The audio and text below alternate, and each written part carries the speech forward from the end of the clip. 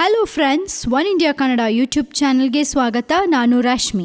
ಈ steel flyover construction plan ರದ್ದಾಗಿರೋದು BJP ನಾಯಕರಿಗೆಲ್ಲ ಭಾರಿ ಖುಷಿ ತಂದ್ಬಿಟ್ಟಿದೆ. ಬಿಜೆಪಿ ಈಗ ಸಂಭ್ರಮದಲ್ಲಿದ್ದಾರೆ. ಕೊನೆಗೂ ಅವರು ಕಾಂಗ್ರೆಸ್ ಮೇಲೆ ಆರೋಪ ಹೊರಿಸಿ ಡೈರಿ ಬಗ್ಗೆ ಗಲಾಟೆ ಮಾಡಿದ್ದಕ್ಕೂ ಸಾರ್ಥಕ ಆಗೋಯ್ತು. ಸಿದ್ದರಾಮಯ್ಯ ಅವರು ತಮ್ಮ ತಪ್ಪನ್ನ ಮತ್ತೊಮ್ಮೆ ಸಾಬೀತುಪಡಿಸಿದ್ದಾರೆ. ಈ ಸ್ಟೀಲ್ ಬ್ರಿಡ್ಜ್ ಪ್ಲಾನ್ ಅನ್ನ ಕ್ಯಾನ್ಸಲ್ ಮಾಡಿರೋದ್ರಿಂದ ಈಗ ಬಿಜೆಪಿ ಅವರು ಸಿದ್ದರಾಮಯ್ಯ ಅವರು ನಿಜವಾಗ್ಲೂನೇ ತಪ್ಪು ಮಾಡಿದ್ದಾರೆ, ಅದಕ್ಕೋಸ್ಕರ ಹೆದರ್ಕೊಂಡು ಇದನ್ನ ಕ್ಯಾನ್ಸಲ್ ಮಾಡಿದ್ದಾರೆ ಅಂತ ಅನ್ಕೋತಾ ಇದ್ದಾರೆ. ಯಾಕೆ ಬೇಕಿತ್ತು ಸಿದ್ದು ಅವ್ರಿಗಿದೆಲ್ಲ? ಎನಿವೇಸ್, ಈಗ ಸ್ಟೀಲ್ ಬ್ರಿಡ್ಜ್ ಯೋಜನೆ ರದ್ದಾಗಿರೋದ್ರಿಂದ ಬಿಜೆಪಿ ಹೋರಾಟಕ್ಕೆ ಜಯ ಸಿಕ್ಕಿದೆ ಅಂತ ಶೆಟ್ಟರ್ ಹೇಳಿದ್ದಾರೆ. ಸ್ಟೀಲ್ ಬ್ರಿಡ್ಜ್ ನಿರ್ಮಾಣ ಯೋಜನೆಯನ್ನ ಸಿಎಂ ಸಿದ್ದರಾಮಯ್ಯ ರದ್ದುಗೊಳಿಸುವಂತೆ ಗ್ರೀನ್ ಸಿಗ್ನಲ್ ನೀಡಿರೋದು ಬಿಜೆಪಿ ಹೋರಾಟಕ್ಕೆ ಸಂದ ಜಯವಾಗಿದೆ ಅಂತ ವಿಪಕ್ಷ ನಾಯಕ ಜಗದೀಶ್ ಶೆಟ್ಟರ್ ಹೇಳಿದ್ದಾರೆ. ಸ್ಟೀಲ್ ಬ್ರಿಡ್ಜ್ ನಿರ್ಮಾಣದಿಂದ ಪರಿಸರಕ್ಕೆ ಧಕ್ಕೆಯಾಗೋದಲ್ಲದೆ ಹೆಚ್ಚು ಹಣ ಖರ್ಚಾಗತ್ತೆ.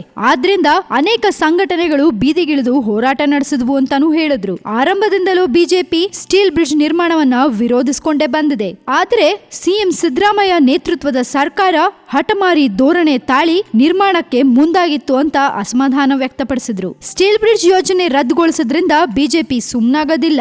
ಯೋಜನೆ ಆರಂಭಕ್ಕೂ ಮುನ್ನ ಕಿಕ್ ಬ್ಯಾಕ್ ಹಣವನ್ನ ಯಾರು ಪಡೆದಿದ್ರು, ಪಡೆದ ಹಣವೆಷ್ಟು ಎನ್ನೋ ಬಗ್ಗೆ ಕೆಲವೇ ದಿನಗಳಲ್ಲಿ ಸಂಪೂರ್ಣ ವರದಿ ಬಹಿರಂಗಪಡಿಸುತ್ತೆ ಅಂತ ವಿಪಕ್ಷ ನಾಯಕ ಜಗದೀಶ್ ಶೆಟ್ಟರ್ ತಿಳಿಸಿದ್ದಾರೆ. ಸಿದ್ದರಾಮಯ್ಯ ಅವರು ಈ ಸ್ಟೀಲ್ ಬ್ರಿಡ್ಜ್ ಪ್ಲಾನ್ ಅನ್ನ ಕ್ಯಾನ್ಸಲ್ ಮಾಡಿರೋದ್ರಿಂದ ಬಿಜೆಪಿ ಅವರಿಗೆ ಇನ್ನಷ್ಟು ದಿನ ಇದ್ರ ಬಗ್ಗೆ ಮಾತಾಡಕ್ಕೆ ಅವಕಾಶ ಮಾಡ್ಕೊಂಡಾಗಾಯ್ತು. ನೋಡೋಣ ಇದಿನ್ನು ಮುಂದಕ್ಕೆ ಎಲ್ಲೆಲ್ಲಿಗೆ ಹೋಗಿ ಮುಟ್ಟತ್ತೆ ಅಂತ.